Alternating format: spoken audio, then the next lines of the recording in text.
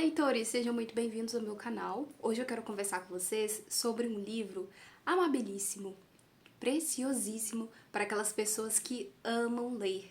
Livro este que chama-se Uma Vida Entre Livros, Reencontros com o Tempo, do autor José Mindlin.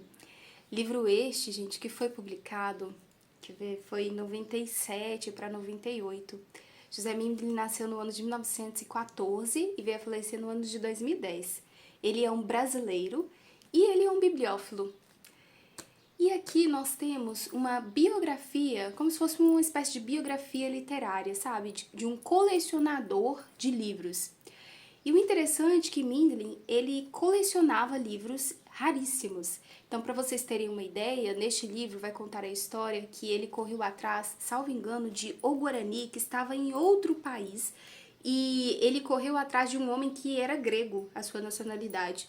E ele teve ali, então, que conversar com aquele homem, ele teve que negociar com aquele senhor para ter essa edição.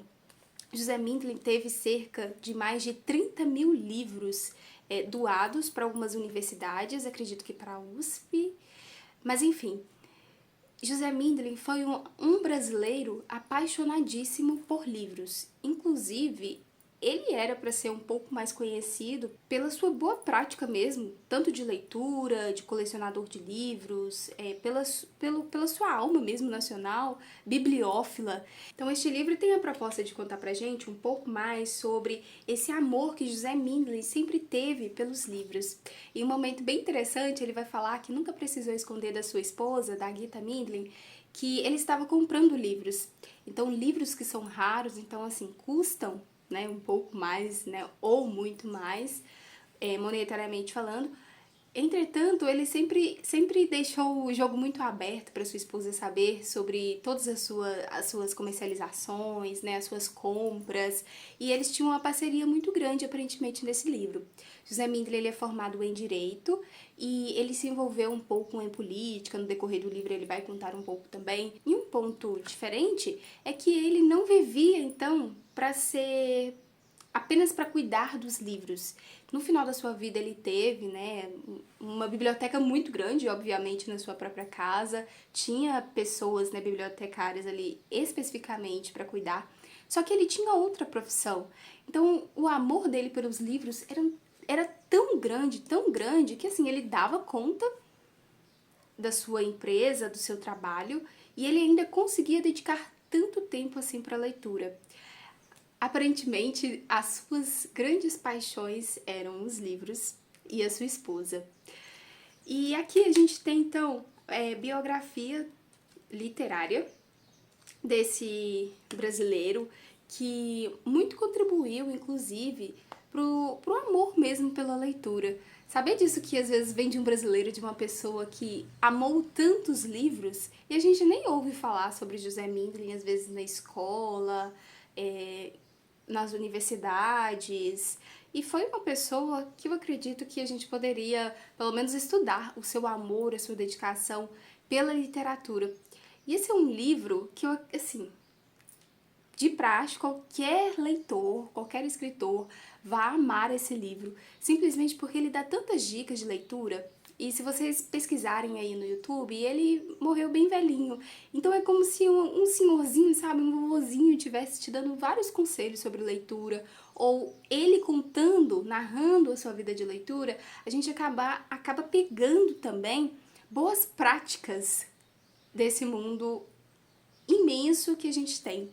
E aí ele já começa, no livro, falando que não gosta de ler livros que são difíceis. Então ele fala, sobre a brevidade da vida, sobre a gente ler livros que realmente a gente queira naquele momento, e não por tabela, e não porque pessoas estão dizendo, mas porque de fato eu quero, porque quando a gente quer ler determinado livro, vai fluir automaticamente a nossa leitura. Ele fala também sobre a importância de nós separarmos tempo especificamente para a gente fazer a leitura, embora o seu passatempo, o seu gosto, a sua atividade, o seu lazer, o seu hobby eram os livros, e fica tão evidente nisso que que lendo esse livro eu pensei, meu Deus, eu acho que eu sou tão pouco leitora. Mas aí ele fala sobre esse prato feito que ele vai denominar naquela época tinha mais, né, a televisão, hoje a gente pode incluir as redes sociais, né, o celular, os jogos, enfim. Então ele vai falar sobre que a leitura, ela é tão importante porque ela não é um prato feito, não vem tudo de bandeja já pra gente. A gente precisa buscar, a gente precisa raciocinar, pensar sobre aquilo que o autor está nos delineando conforme as páginas vão passando. Então ele preza muito por essa busca direta ao pote, sobre essa renúncia de dopamina barata, hoje como a gente conhece. E o legal desse livro, inclusive, sempre quando eu vejo um livro que está sendo um pouquinho mais desafiador, não porque às vezes está sendo chato ou porque, né, eu não estou entendendo muito bem, mas que eu vejo que é um livro que vai esforçar que eu tenha um pouquinho mais de inteligência para entendê-lo, eu lembro do José Mindlin, porque ele fala que, se eu não me engano, ele estava querendo ler O Tempo Perdido, do Marcel Proust, ele não estava entendendo nada. E aí um amigo dele deu uma dica para ele, olha, você vai ler 50 páginas. Se você não entendeu, você vai continuar lendo mais 50 páginas e você vai entender. E aí eu pensei assim, uau! E aí aqui a gente tem também, né, essa questão de quantidade de páginas, então assim, ele lia bastante, aproximadamente um pouquinho a mais de 50 páginas por dia. E ele começa também o livro falando sobre como que começou o seu hábito de leitura na infância. Então ele lembra que começou a percorrer os sebos com seu irmão.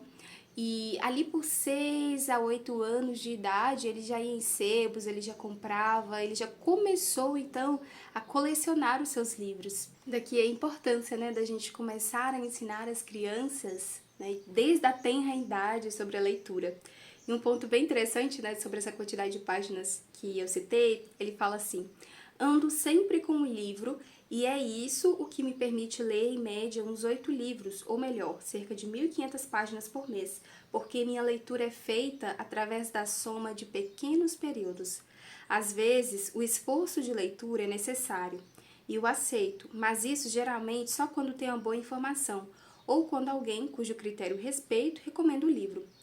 Não me lembro de ter lido até o fim uma obra que depois das primeiras 20 ou 30 páginas, em estilo rebarbativo ou pedante, excedesse a minha compreensão ou o meu prazer. E ele fala que leu o livro lá, Ulisses, do James Joyce, 3 vezes. E ele fala sobre o gosto da leitura também, que ele tem. Ele gosta muito de ficção, biografia, ensaio, história de relatos de viagens, especialmente do Brasil, crítica literária também, diários e naturalmente de poesia. Mas leio meio desordenadamente, passando de um assunto a outro muito diverso, ou mesmo lendo mais de um livro ao mesmo tempo. E ele vai definir então pra gente, já que ele era um grande colecionador de livros raros, o que são esses livros raros. Ele vai dizer: o livro pode ser raro, por exemplo, por terem sido impressos poucos exemplares ou por não terem conservado os que se imprimiram, pelo interesse do texto, por ser uma primeira edição ou por ter uma revisão do próprio autor. Basicamente, todo livro que se procura e não se consegue encontrar é raro. Essa poderia ser a mais fácil das definições. Às vezes, um erro na edição pode fazer de um livro comum uma grande raridade. E ele vai citar, né, o nosso grandioso Machado de Assis, que ele vai dizer que em todas as suas leituras, com certeza, Machado de Assis ele não passava o ano sem ler um conto ou um romance machadiano. E o bacana, pessoal, é que às vezes a gente fica colocando vários paradigmas, né, sobre as nossas leituras. Então, de uma delas sobre... eu sei que às vezes, muitas vezes, é com boa intenção que a gente faz, né? Livros para ler antes de tantos anos. Livros que você não pode passar dessa vida sem fazer a leitura. E aqui ele vai dizer que, por exemplo, o Victor Hugo, um escritor tão aclamado, clássico, que todo mundo lê, por exemplo, na faixa dos 20, 30, 40, enfim, todos os anos, ele foi ler apenas com 60 anos de idade, mesmo sendo um bibliófilo, um leitor, assim, nato desde a infância. Então, é dar-se tempo para se acostumar com a ideia de ler aquele livro e não querer descer a goela abaixo determinado livro apenas porque as pessoas estão lendo ou porque tal pessoa indicou, mas sim se aquele livro de fato fez sentido para você naquele momento. Porque às vezes não tá fazendo aquele sentido, né? Aquela sinopse, aquele enredo, aquele autor, enfim, nada te ganhou. E aí você enfia o rosto ali, com certeza aquilo não vai dar certo, você não vai gostar do livro. O ideal é que o livro vai te ganhando, você vai ganhando o livro conforme o tempo for passando. E o tempo nunca é tarde, né? Afinal de contas, ele leu e amou o Victor Hugo com os seus 60 anos de idade. Ele também teve contato com escritores daquela época e uma parte muito, muito, muito, muito linda que eu amei, eu vou ler para vocês. Diz assim: ora, em relação às minhas leituras, o problema é mais ou menos parecido. Deixando de lado os livros infantis, venho lendo coisas de adultos há quase 70 anos.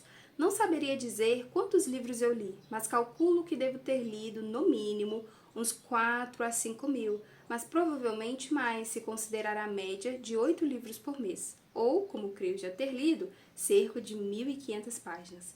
Nesse caso, deveria estar perto de 7 a 8 mil livros. É claro que já esqueci da maior parte, certamente alguns milhares, embora no momento da leitura me tenham dado prazer e contribuído para a minha formação. Como enumerar os mais importantes, mesmo que sejam apenas algumas centenas? Realmente não dá jeito. Li bastante no correr da vida, mas o que pode parecer muito é uma gota d'água diante do que existe e merece ser lido. É por isso que eu gostaria de viver 300 anos, o que me permitiria ler de 25 a 30 mil livros. Mas como esse período surgiram certamente muitos milhares de novos livros, o impasse continua. Cheguei à conclusão de que deveria desistir da ideia, como de fato desisti, contentando-me com a leitura possível. E aí mais pra frente ele fala: em relação à infância, o exemplo de leitura dos pais ajuda muito, assim como a presença de livros em casa. De sorte que a presença do livro em casa é importante. Lembro-me de que em nossa casa, Guida e eu e nossas duas filhas mais velhas, Beth e Diana, costumávamos ler depois do jantar, sentados na sala, e as meninas eram muito elogiadas por isso pela família toda. Lembro-me ainda que, para aprenderem a andar de bicicleta, recebiam um livro em compensação por cada tombo que levavam, para não desanimarem. Estes episódios pertencem a um passado distante e sua lembrança me trouxe uma sensação gostosa de continuidade. O tempo passou e as duas meninas que liam conosco na sala, Beth e Diana, assim como Sérgio e a Sônia, viraram 4 famílias. Todos leem bastante, gostam de livros e creio poder dizer que a biblioteca faz parte também da vida deles. A diversidade de interesses de cada um não impede as afinidades e o gosto pela leitura é uma delas. Não importa o que se leia de início, porque uma vez criado o gosto, ele se refina. É mais fácil, evidentemente, promover a leitura na infância ou na juventude do que na idade adulta. Mas exatamente por isso, o prazer da leitura deve ser proclamado por todos os meios e modos, e para isso seria importante o papel da televisão e de toda a mídia, que assim pagaria boa parte dos seus pecados. E aqui ele vai entrar um pouquinho a mais, né, sobre essa questão da distração. Quantas coisas acabam nos distraindo e muitas vezes a mídia, com tanto poder que tem, poderia incentivar mais a leitura. Eu ouvi falar sobre um episódio que em determinada novela uma pessoa apareceu lendo um livro e depois no outro dia o livro já estava esgotado. Então esse às vezes é o poder, né, que uma mídia tem e que às vezes não utiliza para este fim. Então nós poderíamos ser um país de leitores, já que o brasileiro gosta tanto de seguir, né, as tendências, enfim. E por aí talvez seria um filtro, né, daquelas que poderiam conhecer realmente esse prazer maravilhoso, deleitoso da leitura. E o prazer que o contato físico com o livro proporciona, a meu ver, é insubstituível. É bem provável que na minha mocidade tenha perdido muito tempo lendo coisas que hoje me pareceriam sem real interesse, muitas de que nem sequer me lembro, mas não lamento isso, pois na hora certamente senti prazer e fortaleci a intimidade com a leitura.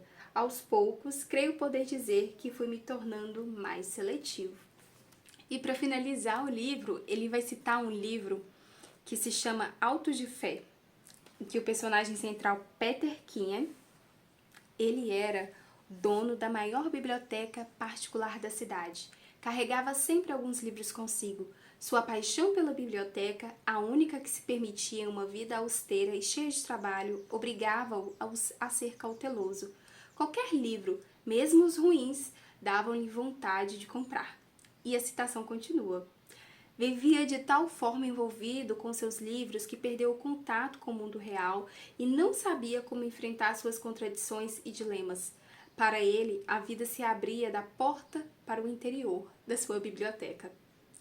Sobre os livros, digo sempre que trocaria de bom grado 2/3 da biblioteca por metade da minha idade, mas naturalmente para recomeçar tudo de novo.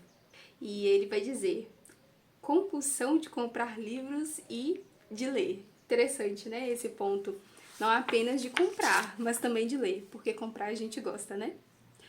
E ele vai dizer, um último aviso, filho meu, fazer livros é um trabalho sem fim, mas estou terminando, e se tivesse de escolher uma coisa que desejaria que ficasse bem clara de tudo quanto foi dito aqui, no mundo em que o livro deixasse de existir, eu não gostaria de viver.